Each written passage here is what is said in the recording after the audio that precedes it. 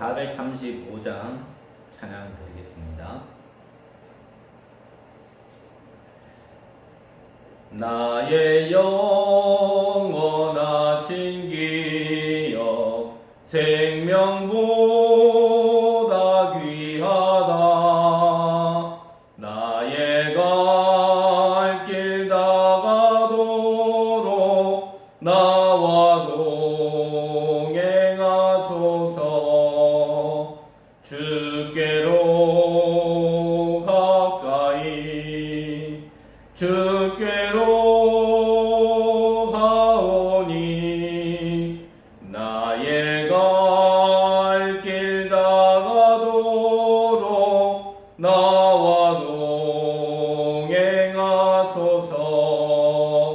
세상 무기 안일함과 모든 명예 버리고 험한 길을 가는 동안 나와 동행하소서.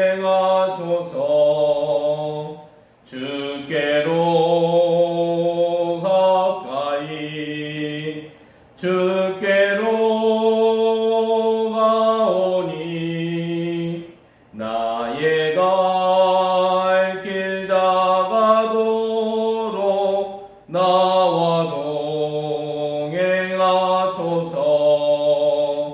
어두운 골짝 지나가며 험한 바다 건너서 천국 문에 이르도록 나와 동행하소서. 주께로 가까이 주께로 가오니 나의 갈 길 다가도록 나와 동행하소서. 나의 영원하신 기업 생명보다 귀하다. 나의 갈 길 다가도록 나와 동행하소서. 주께로 가까이 주께로 가오니 나의 갈 길 다가도록 나와 동행하소서. 세상 무기 안일함과 모든 명예 버리고 험한 길을 가는 동안 나와 동행하소서. 주께로 가까이 주께로 가오니 나의 갈 길 다가도록 나와 동행하소서. 어두운 골짝 지나가며 험한 바다 건너서 천국 문에 이르도록 나와 동행하소서. 주께로 가까이 주께로 가오니 나의 갈 길 다가도록 나와 동행하소서.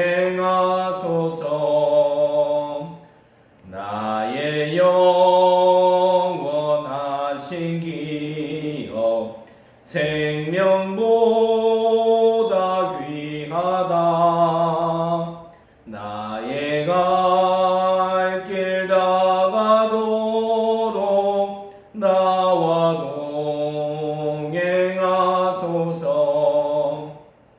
주께로 가까이 주께로 가오니 나의 갈 길 다가도록 나와 동행하소서. 세상 부귀 아니람과 모든 명예 버리고 험한 길을 가는 동안 나와 동행하소서. 주께로 가까이 주께로 가오니 나의 갈 길 다가도록 나와 동행하소서. 어두운 골짝 지나가며 험한 바다 건너서 천국 문에 이르도록 나와 동행하소서. 주께로 가까이 주께로 가오니 나의 갈 길 다가도록 나와 동행하소서.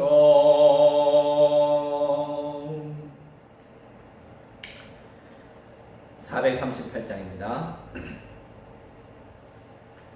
내 영혼이 은총 입어 중한 죄심 벗고 보니 슬픔 많은 이 세상도 천국으로 가도다. 할렐루야 찬양하세. 내 모든 죄 사함 받고 주 예수와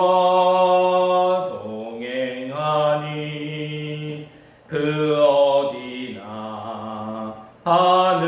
하늘나라 주의 얼굴 뵙기 전에 멀리 되던 하늘나라 내 마음속에 이루어지니 날로 날로 가깝도다. 할렐루야 찬양하세. 내 모든 죄 사함 받고 주 예수와 동행하니 그 어디나 하늘나라 높은 산이 거친 들이 초막이나 궁궐이나 내 주 예수 모신 곳이 그 어디나 하늘나라. 할렐루야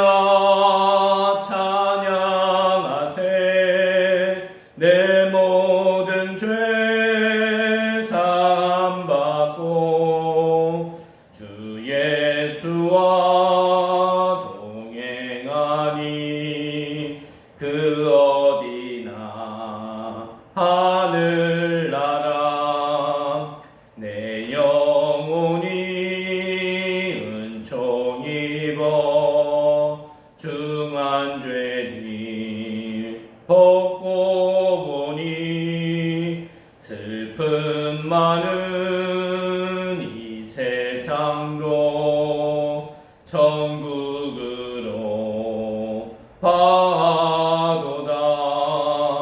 할렐루야 찬양하세. 내 모든 죄 사함 받고 주 예수와 동행하니 그 어디나 하늘나라 주의 얼굴 뵙기 전에 멀리 되던 하늘나라 내 맘속에 이루어지니 날로 날로 가깝도다. 할렐루야 찬양하세. 내 모든 죄 사함 받고 주 예수와 동행하니 그 어디나 하늘나라 높은 산이 거친 들이 초막이나 궁궐이나 내 주 예수 모신 곳이 그 어디나 하늘나라. 할렐루야 찬양하세. 내 모든 죄 사함 받고 주 예수와 동행하니 그 어디나 하늘나라.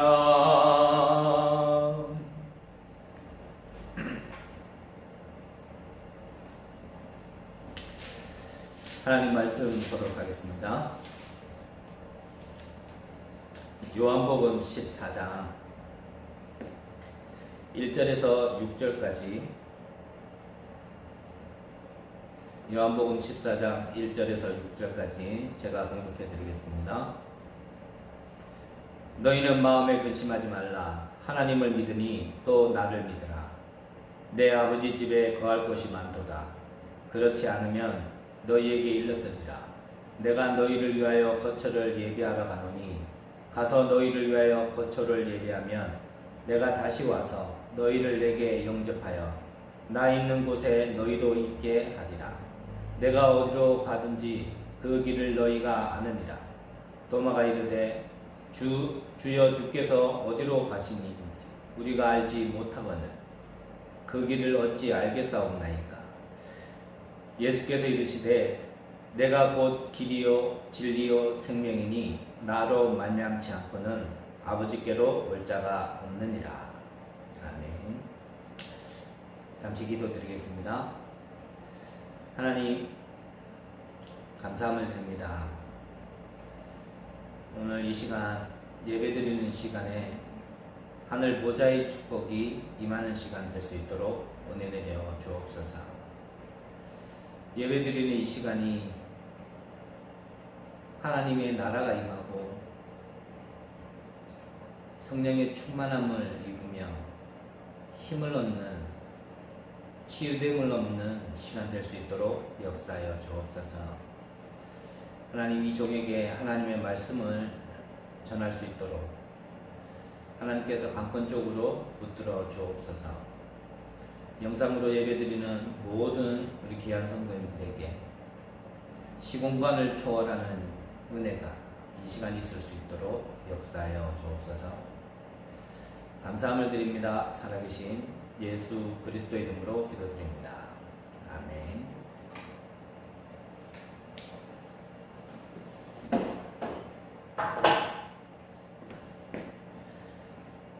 오늘 말씀은 시대를 살리는 비밀을 가진 자라는 말씀으로 함께 나누도록 하겠습니다.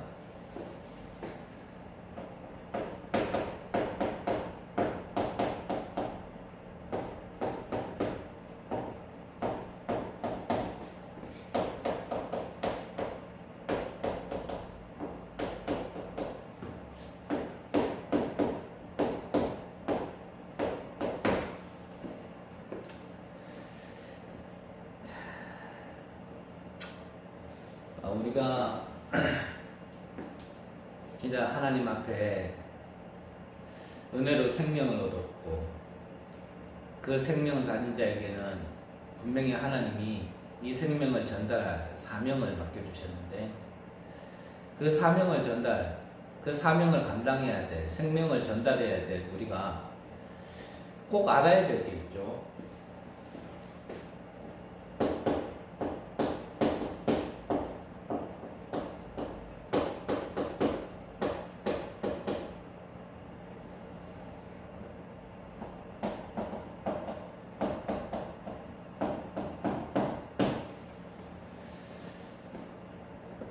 뭐 복잡한 얘기가 아니고요.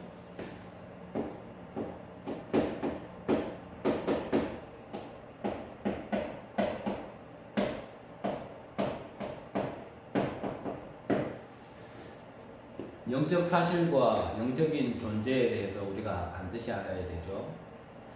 우리가 이거를 알지 못하고 이거를 믿지 못한다면 우리는 하나님도 믿지 않는 것이고 사단도 믿지 않는 겁니다. 더욱이 하나님은 자기의 형상대로 우리 인간을 창조하셨다고 하셨는데 우리의 영이 짐승과는 달리 영이 있다라는 사실 자체도 믿지 않는 거죠. 그렇게 되어진다면 우리의 인생 가운데 와지는 여러 가지 많은 문제들에 대한 참 해답을 찾을 수가 없습니다. 그래서 꼭 알아야 될 것 중에 첫 번째가 영이기 때문에 눈에 보이지는 않습니다. 하지만 분명히 우리에게 있는 것이 있죠.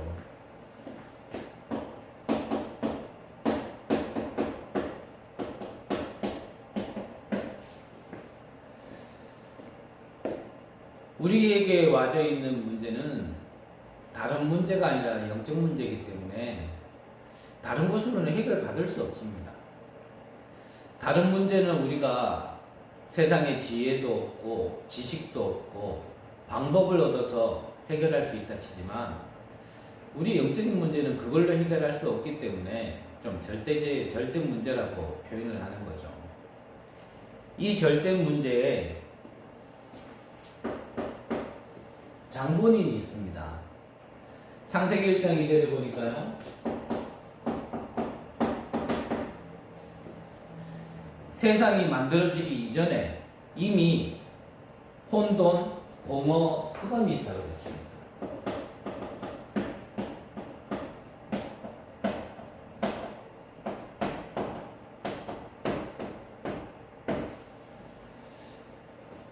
이 존재가요, 계시록 12장에 보니까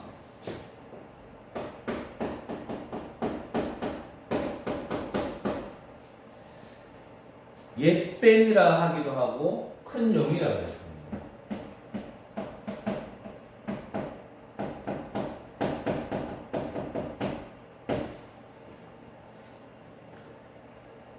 이 존재가 창세 전에 있던 이 존재가 우리 인간계에 간섭을 하기 시작한 거죠.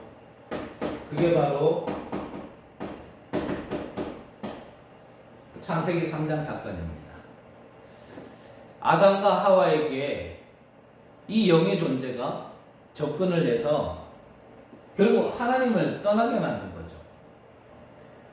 에베소서 2장 2절에 보면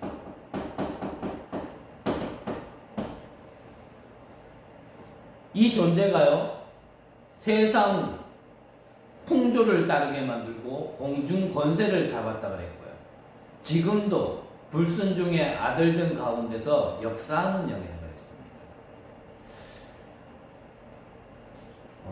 우리가 불신앙을 하려고 하는 것은 아니죠.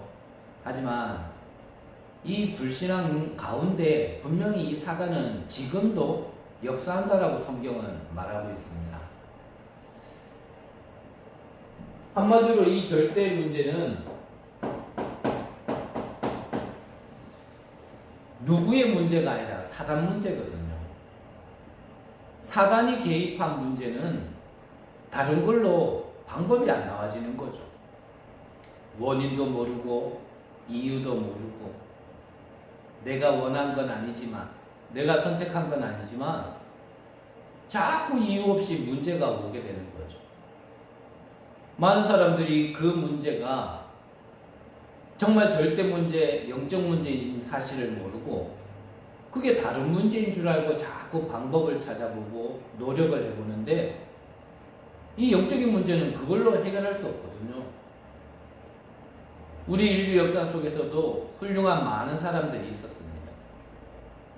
그들의 지혜를 다 따라갈 수 없고 그들의 지혜를 지금도 배우려고 하는 사람들이 너무나 많은 만큼 지금도요, 이 인류 역사 속에서는 훌륭한 사람이 많습니다. 하지만 우리 인간의 깨달음과 지혜로는 이 절대 문제를 해결할 수 없는 거죠. 그래서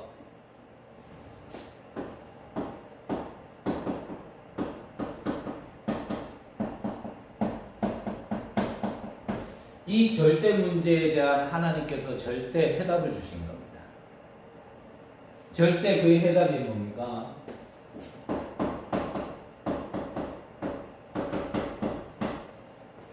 여자의 후손이 뱀의 머리를 상하게 할 것이다.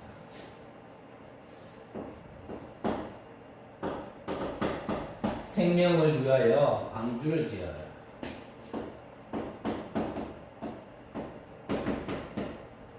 우리 스스로 해결할 수 없기 때문에 희생제사, 유월절 어린 양의 피를 통하여서 빠져나올 수 있는 겁니다.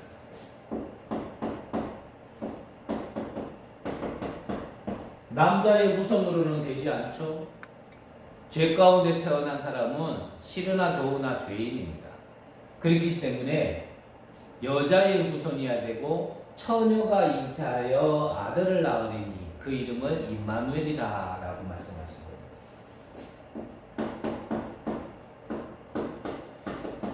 이 약속하신 분이 마태복음에 보니까 성육신하여서 우리 죄를 대신 희생제물로 대신 죽으시기 위하여 오신 분이 예언하신 분이 오셨다라는 겁니다. 그분이 누굽니까? 바로 우리가 믿는 그리스도죠. 절대 문제는 사단 문제이기 때문에 절대 해답은 하나님이 주시는 방법으로만 해결이 되어지는 겁니다. 우리가 우리에게 있는 와진 문제 이렇게 저렇게 아무리 해도 그거는요 다 헛수고예요. 우리가 아무리 방법을 찾으려고 해도 그 방법에는 결국 이 절대 문제에 대한 해답이 날질 수 없는 방법이거든요. 그래서 과학도 의학으로도 그리고 선행으로도 봉사로도 철학으로도 아무리 노력해도 그걸로는 해결되지 않는 겁니다.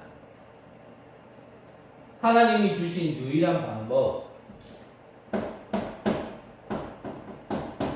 이 그리스도만이 우리에게 유일한 해답이 되는 거죠.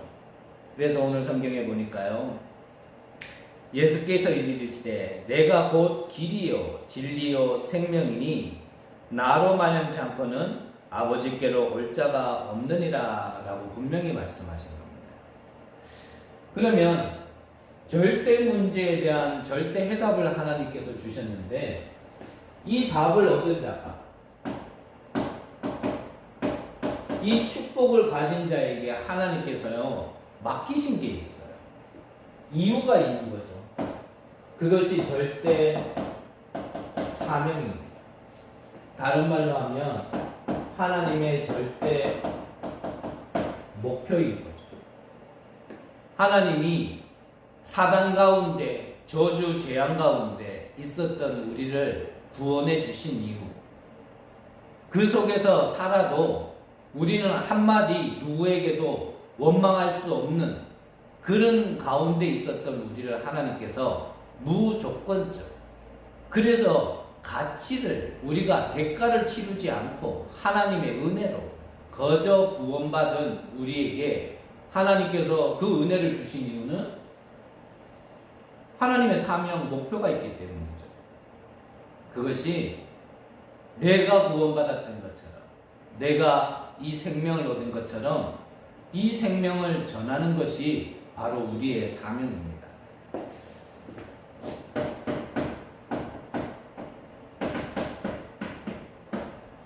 마태복음 28장에 보니까 우리에게 모든 족속을 제자 삼으라 그랬습니다.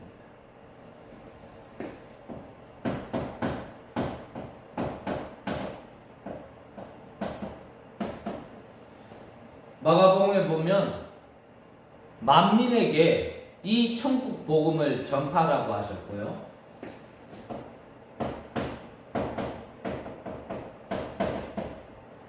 사도행전 1장 8절에 보면 권능을 입고 우리가 땅끝까지 증인이 되라고 말씀하셨습니다.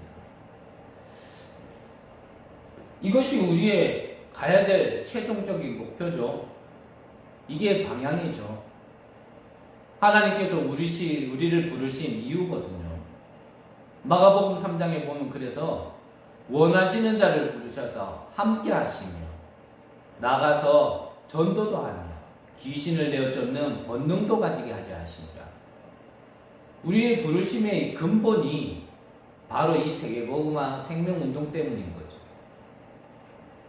고기 잡는 베드로를 이제는 나를 따라오라, 내가 사람을 낚는 어부가 되게 하리라 라고요. 하나님께서는 이미 계획을 가지시고 부르신 겁니다. 우리가 본론을 보기 이전에요, 꼭 먼저 알아야 될 것이 우리에게는 사단이 개입된 절대 문제가 있다는 사실과 그 문제에 대한 절대 해답을 하나님께서 주셨다는 것, 그리고 그 답을 가진 우리는 부탁이 아닌 예수님의 명령이, 우리가 이 복음을 전해야 될 사명이 남아있다는 것. 저는 한 번씩 표현하기를, 불신자가 사는 것은 생명으로 사는 것이고 생명을 얻은 자가 사는 방법은 이 생명을 전달하는 것이라고 좀 표현을 했습니다. 우리가 구원을 은혜로 받았다면 은혜로 받은 구원의 인생이 나머지는 사명으로 가는 겁니다. 그래서 시대를 살리는 비밀을 가진 사람,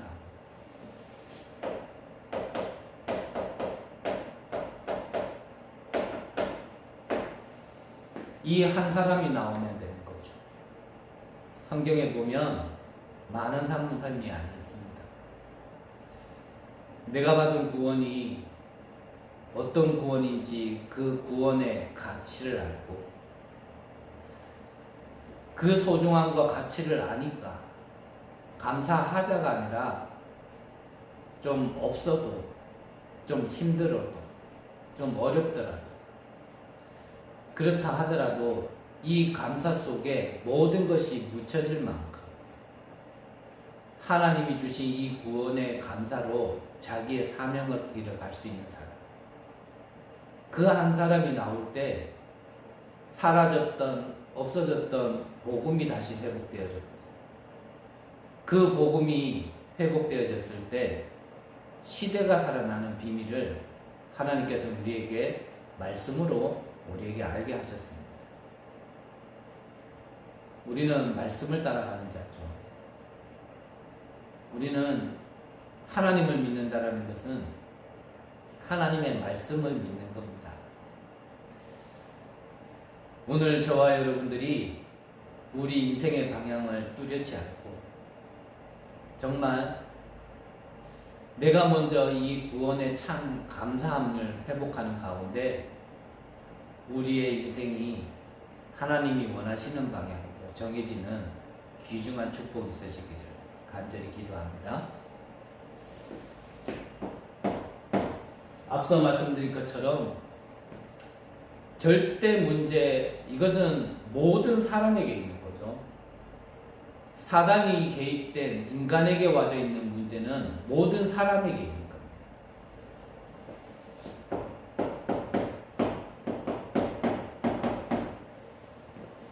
그래서요, 로마서 3장 23절에 보면 모든 사람이 죄를 범하였음에 하나님의 영광에 이르지 못하더니 그랬습니다. 죄의 삭은 사망이라고 히브리서에는 분명히 기록되어 있습니다. 우리가 하나님을 떠나서 사단에게 잡혀 있고 저주 재앙 가운데 있고 지옥 배경 속에 있는 것은 당연한 겁니다. 그 당연함이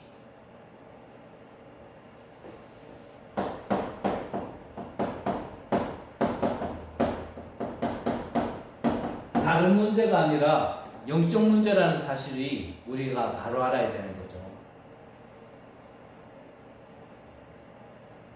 우리 인간에게만 있는 영, 그 영이 하나님과 함께 있어야 되는데 하나님을 떠남으로써 모든 문제가 시작되었습니다. 아담과 하와가 선악과를 먹을 때 육신이 죽었다라면, 그렇다면 그거는 영의 문제가 아니라 육신의 문제인데, 아담과 하와가 선악과를 먹었을 때 육신이 죽은 게 아니라 영이 죽었어. 영이 하나님을 떠나서 사단에게 잡혔고, 그 사단에게 잡힌 영이 계속 고통을, 그 죄 속성 속에 저주 재앙을 불러올 수밖에 없는, 그것이 바로 영적인 문제입니다. 그래서 우리 인간의 문제는 엄밀히 얘기하면 우리의 문제가 아니에요. 앞서 말씀드린 것처럼 이 절대 문제는 사단 문제입니다. 사단 문제이기 때문에 우리가 아무리 노력해도 안 되어지는 겁니다. 우리가 아무리 수고해도 안 되어지는 겁니다. 우리가 아무리 착하게 살아도 해결될 수 없는 문제, 우리가 아무리 발부둥 쳐도 벗어날 수 없는 문제, 그게 바로 영적인 문제인 거죠. 뭐가 영적 문제입니까? 하나님 떠난 문제,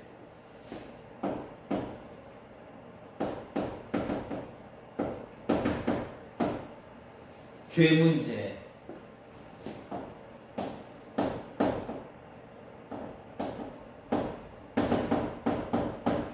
사단 문제, 이게 영적인 문제입니다. 이 영적인 문제 속에 나와진 것이, 그것이 바로 정신 문제죠.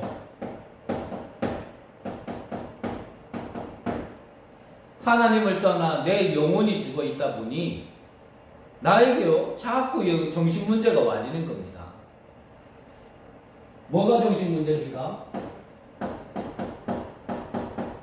하나님보다 더 높아져 있는 것. 말세가 되어지면 하나님 사랑 안 한다 그랬거든요. 자기 자신을 사랑한다 그랬거든요. 그게 바로 우상입니다. 하나님의 것보다는 내 것을 주장할 수밖에 없고 내 생각을 할 수밖에 없는 그 상태 자체가요 정신 문제예요.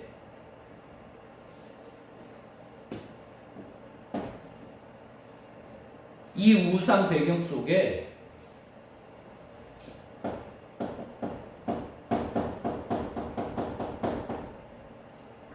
정신 문제를 넘어서요, 그게 너무 시간이 오래되고 깊게 뿌리를 내려다 보니까 이게 정신병이 되어진 겁니다. 정신병. 얼만큼요? 우울할 일도 없는데 괜히 우울해. 날씨야 맑을 수도 있고 흐릴 수도 있는데 그 날씨 따라요 내 기분이 왔다 갔다 하는 겁니다. 뭐 상황 보면 특별하게 좋을 일도 없는데 혼자 맨날 기쁘고 맨날 좋아. 그게요 조울증이거든요. 나중에는 심지어는 남들에게는 보이지도 않고 들리지도 않는 어떠한 소리와 형상이 보이기 시작하는 겁니다. 그게 조현병 아닙니까? 이 모든 정신문제 속에는요, 우리가 그렇게 될 수밖에 없는 배경이 있거든요. 가문을 통하여서 내가 살아오면서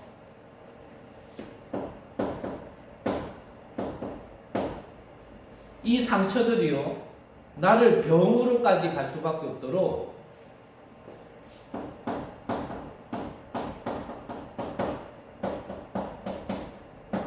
나의 생각과 마음이요, 완전히 잡혀버린 거예요. 그러니까 옳은 걸 봐도 옳다 생각이 안 들고, 어떻게 생긴 눈이 겉으로 볼 때는 똑바로 박힌 눈인데 보는 거는 완전히 다른 거예요. 그래서요, 어떤 성인이 얘기를 했죠. 우리가 보는 것을 믿는 게 아니고 내가 믿는 것을 보는 거다, 그 말을 했거든요. 많은 사람들은요, 보여지는 현상 때문에 내가 그렇다 생각합니다. 근데 사실 그렇지 않아요. 내 안에 그렇게 볼 수밖에 없는 이미 잘못된 내 모든 정신세계를 깃들어 놓을 수밖에 없는 이 상처가요, 깊게 있는 겁니다. 우리가 아이들을 보면 그렇잖아요. 아이들이 얼마나 세상을, 사람들을 처음에는 순수하게 봅니다. 근데 이 아이들이 자꾸 세상을 살다 보면, 사람들을 겪다 보면 처음에는 맑고 환하고 좋은 세상이었던 같은 것들이요, 점점점 달리 보이기 시작합니다. 부정부패도 보이고, 약점도 보이고, 빈 곳도 보이고, 허점도 보이고, 그런 가운데서 자기가 받은 모든 보고 듣고 느낀 것들이요, 자기에게 상처로 딱 자리 잡아요. 그러니까 항상 생각이요, 틀린 생각과 이 상한 마음이 바르게 볼 수가 없는 거죠.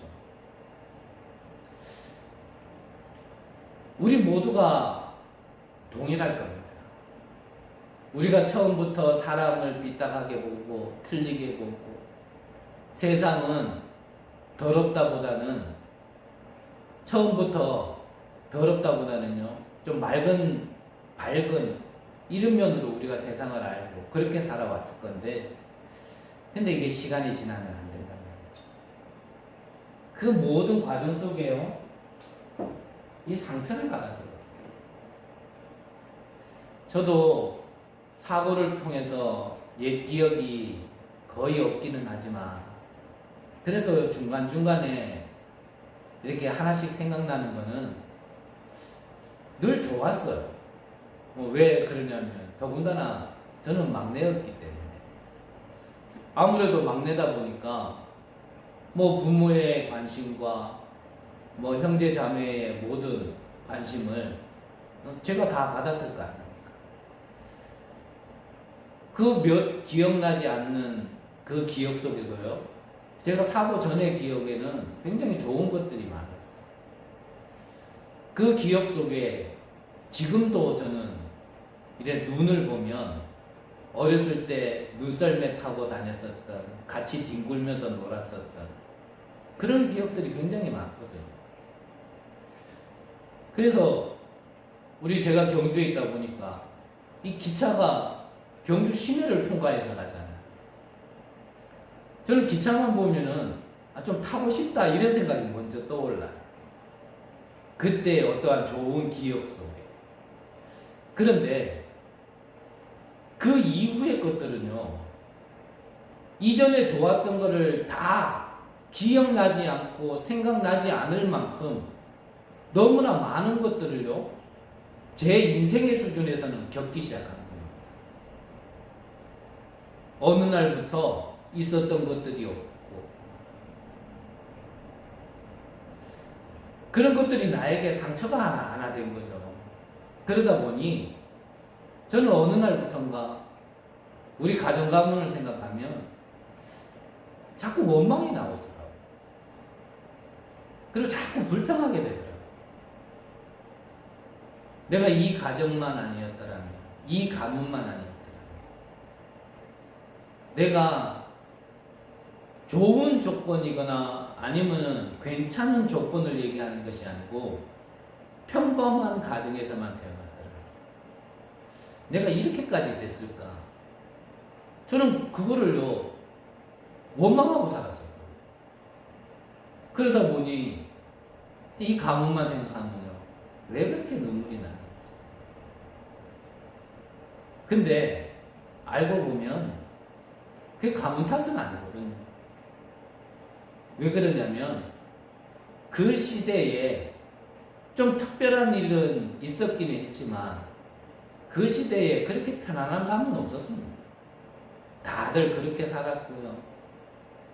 뭐 부모가 한 분이 먼저 가시고 나머지 한 분이 계신, 그것도 우리 가문에만 있는 것도 아니었고, 그 당시에 뭐 우리나라가 경제가 많이 발전해서 뭐 경제적으로 풍요한 시대도 아니었고, 또 지역 특성상 뭐 다른 지역도 물론 그럴 수 있겠지만 그 강원도 탄강촌에서 뭐 돈을 가져봐야 얼마나 가졌고 얼마나 벌었겠냐 말이죠. 나만 그런 게 아닌데 내가 상처가 있다 보니까요 나만 그렇더라고 자꾸 생각이 들어요. 이게요 참 안 사라지더라고요. 이게 진짜 오래 가더라고요.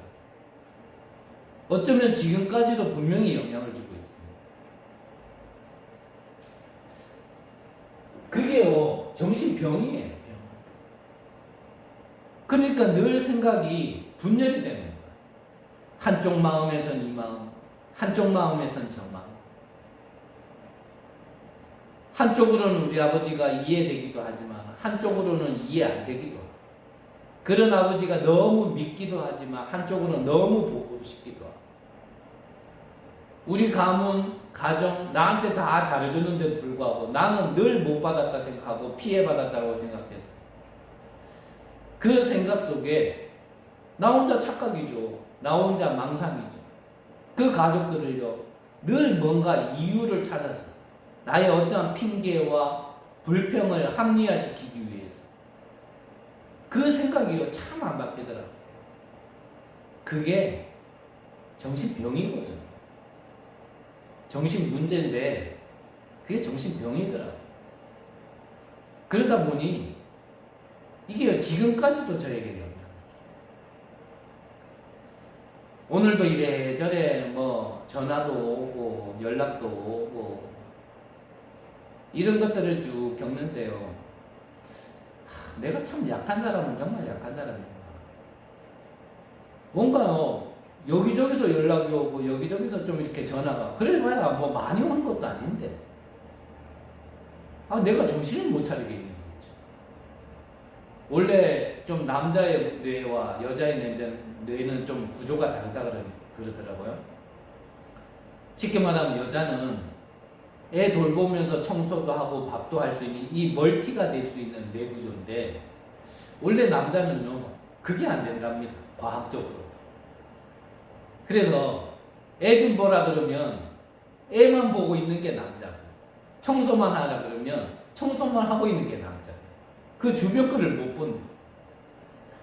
그것 가지고 합리화시키기는 싫지만 뭐 하나를 하면은 제가요 다른 게 막 이렇게 침범을 하면 제가 너무 힘들더라고요. 저는 이 모든 것들이 단순히 남자의 내구조다라고만 얘기할 수 있는 건 아니라 생각해요. 그게 문제라면, 그게 진짜 문제라면, 내 가문 가정에 있었던 문제가 진짜 문제라면, 그렇다면 그것만 해결하면 되는데, 근데 그걸로는 안 되어지는 게 있다라는 거죠. 그래서 이 정신병도요 사실은 영적 문제 속에서 와지는 겁니다. 이런 가운데 나의 삶이 무너지기 시작하는 거죠.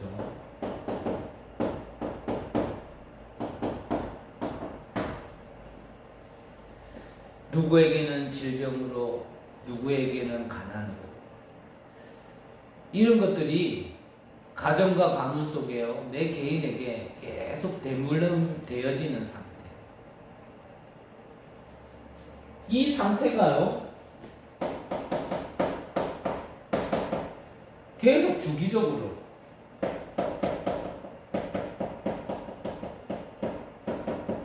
반복적으로 와지는 겁니다.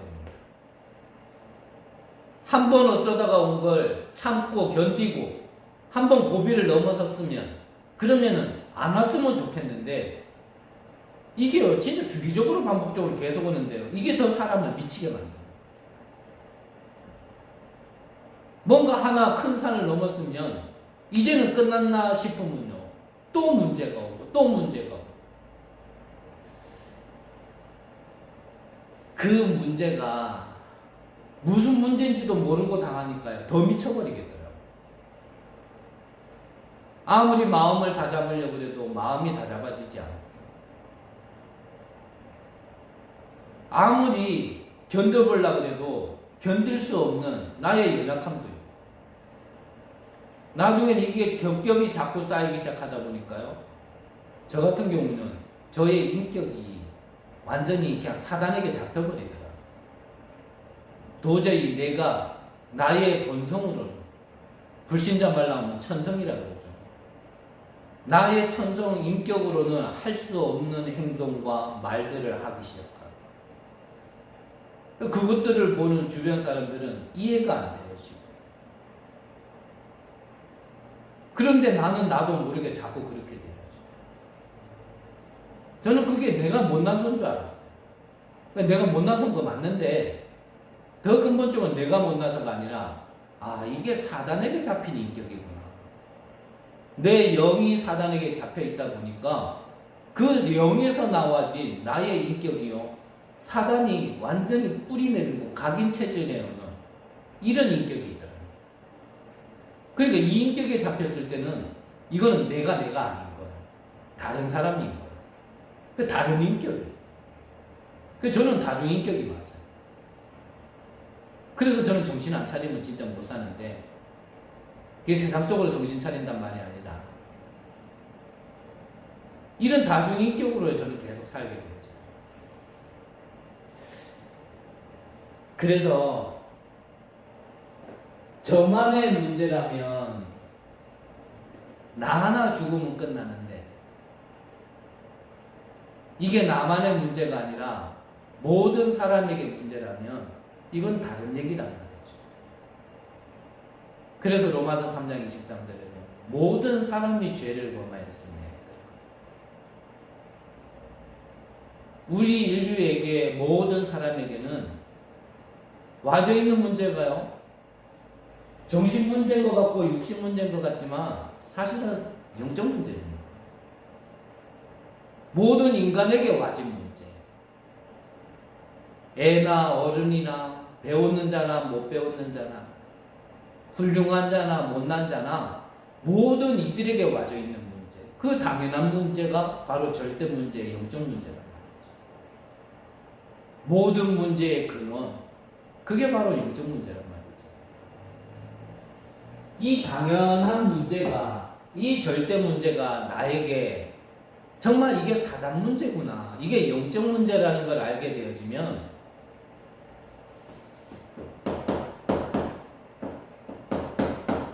나에게 진짜 필요한 게 뭔지가 나와집니다. 그래서 하나님께서는 이거는 사단 문제고 영적 문제이기 때문에 다른 물론을 해결할 수 없기 때문에 하나님이 직접 해결하기 위해서 주신 하나님의 방법이 뭡니까? 그게 바로 그리스도입니다. 사도행전 4장 12절에 보니까요. 천하 인간의 구원 얻을 만한 다른 이름을 우리에게 주신 적이 없다 그랬습니다. 이 그리스도가 갈보리 십자가에서 우리 대신 죽으시면서 다 이루셨다라는 겁니다. 무엇을 다 이뤘다는 겁니다. 무엇을 다 이뤘다는 겁니까? 우리 인간의 문제가 다른 문제라면, 정신 문제라면 예수는 그리스도로 안 오셔도 되죠. 정신과 의사로 오면 됩니다. 우리 문제가 경제 문제라면 예수는 경제인으로 오면 되는 거죠.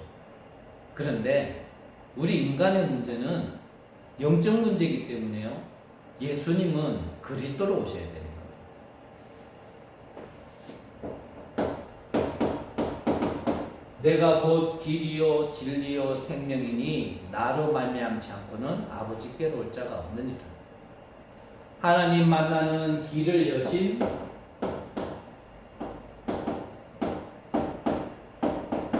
선지자.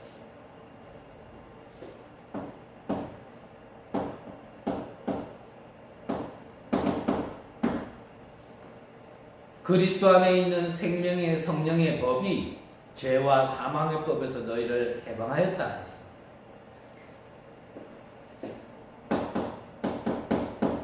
법적으로 우리를 해방시켜 주셨어. 모든 죽음의 법에서, 지옥의 법에서, 사단의 법에서 우리를 해방시켜 주신 제사장.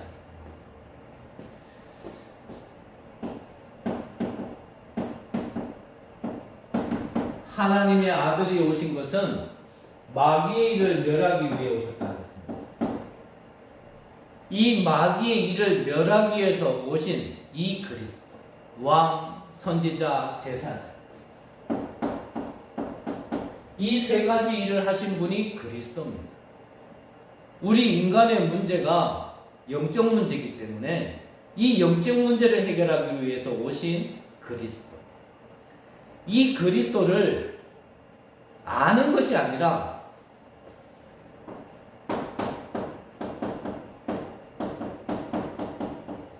내 안에 영접입니다. 내 안에 주인으로 모시는 겁니다. 계시록 3장 20절 내가 문 밖에서 두드러니 문을 열면 그는 나로 더불어 그는 나와 더불어 살겠다고 말씀하셨습니다. 로마서 10장에 보면요, 사람이 마음으로 믿어 의에 이르고 입으로 시인한 즉 구원에 이른다고 하셨거든요. 요한복음 1장 12절에 보니까 영접하는 자 곧 그 이름을 믿는 자에게는 하나님의 자녀가 되는 권세를 주신다 하셨습니다. 우리가요, 세상 살릴 비밀을 아는 자가 아니라 가진 자야 됩니다. 세상 살릴 그 비밀이 다른 것이 아니라 예수가 그리스도라는 사실을 아는 자가 아니라 가진 자인 겁니다. 아는 자는 공부하면 알 수 있습니다. 하지만 가진 것은 다릅니다. 이 그리스도가 내 인생의 모든 문제, 이 영적 문제, 근본적인 문제를 해결하신 자라고 아는 것과 내 안에 믿고 주인으로 모시는 것은 다른 겁니다. 이 그리스도를 통해서 내가 살고 내가 살면 세상을 살릴 수 있다는 그 비밀을 가진 자, 그 가진 자가 다른 것이 아니라 바로 내 안에 그리스도를 주인으로 모셔야 되는 겁니다. 이 주인으로 모시면 우리의 배경이 이 보좌의 축복을 누리게 되는 겁니다. 하나님의 자녀가 되는 권세를 주시겠다고 하셨고요, 우리를 성전 상고와 함께 계신다고 했습니다. 지금까지 구하지 않았으나 이제는 구하라. 그러면 우리의 기쁨이 충만하리라. 응답하시겠다라는 말씀입니다. 흑암을 견박할 수 있는 권세와 보좌가 움직이는 그 천사가 정말 우리를 도와줄 수 있는 그 비밀, 우리의 배경이 이 땅이 아니라 천국 시민권, 하늘과 땅의 모든 권세를 우리에게 주시면서 우리가 땅끝까지 가서 증인될 수 있는, 그게 바로 우리의 배경이 달라진 거예요. 하나님께서 계속 말씀하시는 것이 이거를 우리 안에 담으라는 거예요. 우리에게 주신 거기 때문에 이거를 담으라는 거예요. 고린도후서 5장 17절에 보면요, 이전 것은 지나갔으니 보라 새 것이 되었다. 새 것이 된 우리가 자꾸요 새 것을 내 안에 담아놓지 못하면 자꾸 옛 것에 묶이는 겁니다. 옛 것에 묶인다는 게 뭡니까? 이 불신자 상태에 계속 묶여있는 겁니다. 내 영혼이 사단에게 잡혔던 그 노예 근성 속에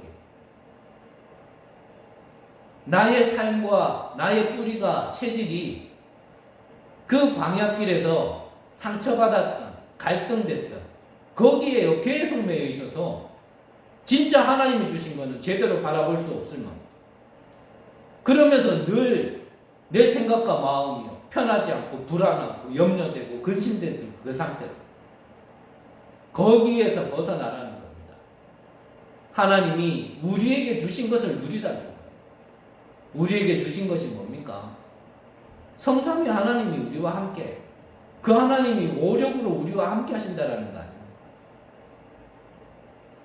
하늘 보좌의 배경, 시공간의 초월의 배경, 전무후무의 응답이 우리 안에 세팅될 수 있도록 주신 거기 때문에 그것을 시스템화하는 겁니다. 그것 가지고 시대를 살릴 수 있는 비밀을 누리라는 거거든요. 당연한 문제 속에, 절대 문제 속에 절대 해답을 가진, 절대 필요한 것을 가진 우리에게 하나님께서요 마지막으로 말씀하시는 것이 이때 와지는 게 절대성입니다. 말 그대로 누구도 뺏어가지 못하는 축복, 당연히 와지는 축복, 하나님이 말씀하신 대로 되어질 수밖에 없는 축복. 그게 사도행전 1장 8절에 보니까요, 오직 성령이 너에게 임하시면 너희가 권능을 받고 땅끝까지 내 증인이 되리라 그랬습니다. 진짜 우리가 내가 어떤 구원을 받았는지, 내가 어디서 구원받았는지를 알면요, 우리를 통해서 하나님께서요 만남을 주십니다. 정말 믿음도 없던 저에게 하나님께서요 정말 귀신 들린 자를 만나게 하셨어요. 종교 속에 있던 사람을 만나게 하셨어요. 나루별로 기분 좋지 않은 상태 속에, 그런 상황 속에 택시를 탔는데 이 택시 타는 사람, 이 택시 운전자가요 천주교인이다. 택시 앞에요 그 마리아상 십자가를요 이렇게 붙여놨더라고요. 내가 어떤 성령 충만한 상태도 아니었는데 왠지 하나님께서요 내 입을 열시더라. 저는 성격상 그런 사람이 잘 못 되거든요. 모르는 사람에게 초면에게 막 얘기하고 그렇게 못 되는데 그날은 이상하게 제 상태도 별로 안 좋고 기분도 안 좋은 날인데요, 제가 앞자리 앉고 뒤에 같이 있던 교육자 한 명이 앉아요. 가는 길 속에요 이 택시기사에게 하나님이 입 열게 하니까 열어지더라고요. 이 복음을 그냥 쭉쭉쭉쭉 얘기하는데 이 택시기사가요 길 가다 말고 이 그리스도를 영접하겠다고 차를 세우더라고요. 정말 교회를 다닌다 하지만, 교회를 다녔다 하지만 정말 이 그리스도가 무슨 말인지를 모르고 이 참 의미를 모르고 교회만 다녔던 사람이 이 복음을 듣고 나더니요 가장 먼저 변한 게 뭐냐면 삶이 말씀 중심, 예배 중심으로 바뀌더라고요. 그 개인이 예배 중심으로 바뀐 삶 그 속에요 하나님께서요 생명을 붙이시기 시작합니다. 우리에게 정말 내가 이 예수가 그리스도 되신 시대에 살리는 비밀을 아는 것이 아니라 가진 자라면 하나님께서는 우리의 발걸음에 분명히 이러한 만남을 허락하실 겁니다. 그런 만남 속에 우리가 다른 얘기를 하는 것이 아니라 예수가 그리스도 되심을 전하는 거죠. 예수가 왜 그리스도로 오셔야 되는지, 이 그리스도는 왜 모든 문제 해결자인지, 우리는 그 일의 증인인 겁니다.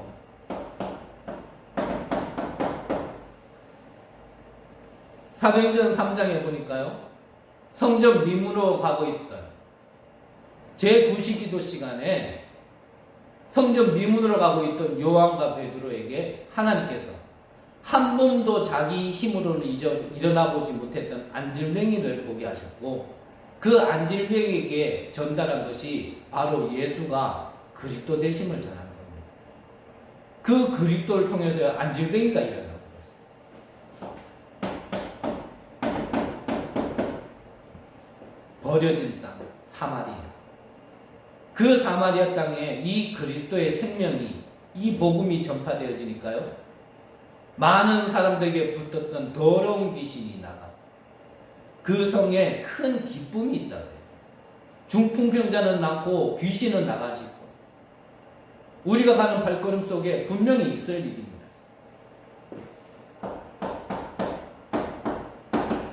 사도행전 13장에 보면요. 무속. 16장에 보면 정술. 19장에 보면 이 우상 현장에서요. 하나님께서 바울을 통하여 이 복음의 빛을 그리스도를 전파할 때마다 이 귀신 세력이, 우상 세력이, 점술 세력이요 무너지기 시작하는 겁니다. 제가 길 가다가요 그냥 파라솔 밑에 앉아있는 할머니를 보게 됐어요. 앞서 말씀드린 것처럼 저는 모르는 사람에게 말을 잘하는 사람이 아닙니다. 근데 그때도 이상하게 내 발걸음이 안 떨어지는 거예요. 그래서 거기에 같이 앉았죠. 앉아가지고요 저는 뭐 잘 모르니까 그냥 얘기한 겁니다. 우리 가문이 무속 가문. 그 무속 가문 속에 우리 집에 몇 사람이나 정말 극단적인 선택한 사람들이 나와요. 그 가운데 한 명이 우리 아버지였고 그 배경 속에 나도 거기서 벗어나지 못하고 그렇게 살아왔던 내 인생이었다. 이 정도 얘기했는데요. 갑자기 이 할머니가 소리를 바락 지르더니 왜 갑자기 나한테 그런 얘기를 하는 거죠? 막 화를 내시는 거예요. 근데 이상하죠? 어지간하면 도망가고 죄송합니다. 예의가 아니구나 하고 벗어나는 게 맞는데 이상하게 얘기하게 돼요. 그 다음 얘기가 뭐냐? 그랬던 우리가 뭐냐? 그랬던 내 자신. 이 예수가 그리스도 되심을 믿고 영접했는데 지금 하나님께서 완전히 신분을 바꿔주셨다. 배경을 바꿔주셨다. 이 얘기를 하니까요. 그때 그 할머니가 얘기합니다. 사실 본인이 무속입니다. 그런데 우리 가문의 대물림을 쭉 듣더니 지금 우리 집안에 맏아들이 정신병으로 있다. 그분이요. 이 그리스도가 모든 문제 해결자 되시는 걸 믿었다. 그래서요. 우리가 진짜 아는 자가 아니라 시대를 살리는 비밀, 예수가 그리스도 되심을 진짜 가진 자라면 하나님께서 우리의 발걸음 속에 시간표 따라 허락하시는 거 아닙니까? 사도행전 13장 48절에 보니까요. 그날에 구원받기로 작정된 자들은 다 믿더라고 했습니다. 우리가 열심히 전도하니까 믿습니까? 아닙니다. 우리가 누리고 있으면 하나님께서 시간표 따라 만나게 하시는 거예요. 안 만나게 하시면 안 만나야 될 이유가 있겠죠. 우리 개인이 점검해야 될 게 있겠죠. 또 거기에는 하나님의 시간표가 분명히 있는 겁니다. 만나줘서 믿었다. 내가 한 거 아닙니다. 하나님이 하신 겁니다. 우리가 이 하나님을 믿는 겁니다. 정말 절대 문제의 절대 해답. 그 해답을 가진 자에게는 하나님께서 절대 목표를 가지고 우리를 부르셨다는 겁니다. 이 사실을 아는 자가 아니라 가진 자. 여기에 가장 포인트가 뭐냐?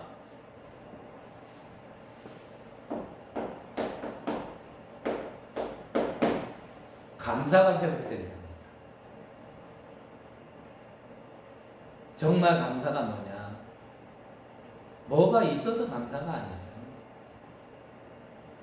진짜 내가 어디서 어떤 상태 속에서 구원을 받았는지, 정말 지옥, 저주, 사단 배경 속에 있었다. 그 배경 속에 있었던 고통과 아픔이 무엇인지를 아는 자가 내가 거기서 벗어났구나. 내가 거기서 해방받았구나. 내가 거기서 구원받았다구나. 이거를 진짜 아는 만큼 다른 게 걸리지 않을 만큼 감사하게 될 겁니다. 이게 감사가 회복이 안 되어지니까 가진 게 아니라 알고 있으니까 우리가 불신자가요, 내 뭔가 도와주면은 감사합니다. 그것도 씩 쪼개면서 웃어주면서까지도요, 감사합니다 그러면서 뭔가 이 구원에 감사하면 금방금방 잊어버려요.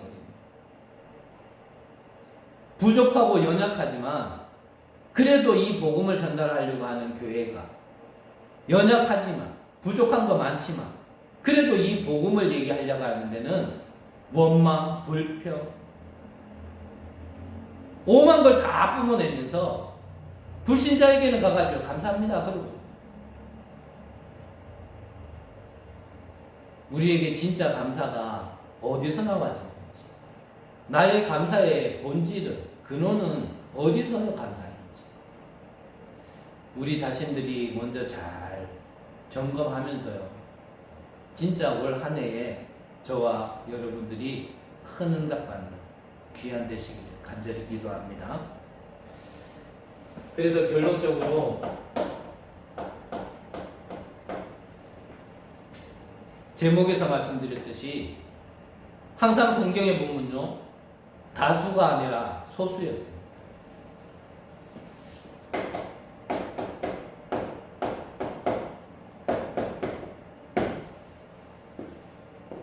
하나님께서 시대를 살리기 위해서 허락하신 이 복음의 비밀을 정말 가진 자 한 사람이 일어나면 그 시대가 살았어요. 요셉 한 명이 일어나니까 애굽 시대에 살아났고요, 모세 같은 한 사람이 일어나니까 출애굽의 기적을 베풀었습니다. 말씀이 끊어진 시대에 사무엘 사람이 한 사람이 떨어지니까 사무엘이 한 사람이 일어나니까 그 당시에 성전이 회복되어지고 다윗을 통해서 성전이 짓게 되어지는 응답을 가졌습니다. 온 나라가 우상으로 가득 찰 때 엘리사 같은 사람이 한 명 일어나니까 거짓 선지자들을 이기고 하늘 보좌의 배경을 누리게 되어지는 축복을 누렸습니다. 바벨론 포로 시대에 다니엘 같은 한 사람, 새청년 같은 사람, 에스더 같은 한 사람이 일어나니까 그 당시에요, 바벨론 포로를, 그것을 회복하는 축복을 하나님이 허락하셨습니다. 이 모든 것들이 우리가 성경에 보는 렘넌트 7명 아닙니까? 바울이 자기의 열심으로 하려고 할 때 오히려 되지 않았어요.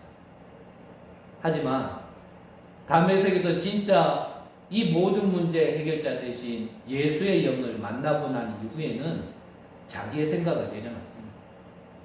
자기의 것을 내려놓고 자기에게 어마어마한 배경이 있는데도 그거를 배설물로 여긴다 하고 하나님께요, 부르심에 맞게끔요 달려간다 그랬어요.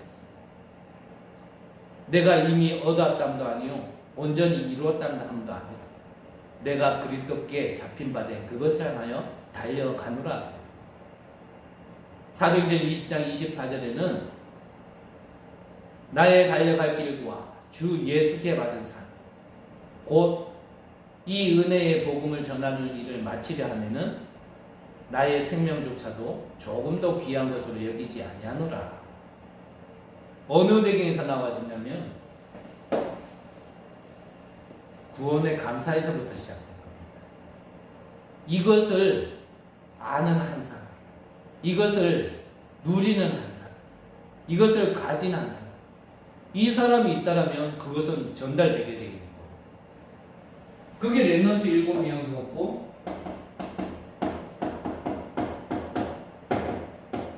그게 초대교회의 제자들이었고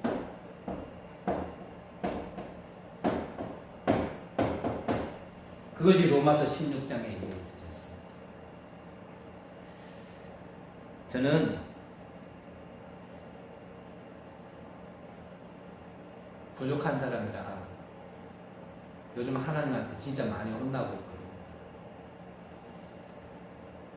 제가 참 제 자신을 많이 돌아봅니다. 그 중에 하나가 뭐냐면 하나님께서는 분명히 약속이기 때문에 그 약속을 저는 여러분들에게 얘기한다고 했고, 그렇다면 그 약속을 지키시는 건 하나님이셔야 되는데, 제가 그거를 하려고 했던 게 굳이 저의 동기였던 것 같았어요. 정말 여러분들에게 하나님은 하실 텐데, 하나님이 그렇다면 하시도록 놔뒀어야 되는데, 내가 너무 많이 개입을 했구나.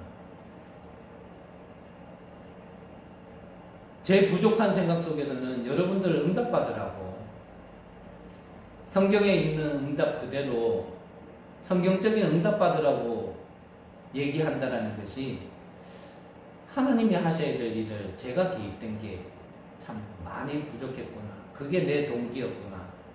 라는 생각이 요즘 너무 많이 들어요. 하지만 성경의 약속은 분명한 약속입니다. 저에게도 여러분들에게도 하나님이 언약으로 주신 말씀이 있다면 그건 분명히 하나님이 성취시킬 겁니다. 저는 믿을 게 아무것도 없어요. 저는 믿을 게 정말 하나님의 말씀밖에 없습니다. 여러분들도 같은 마음이에요.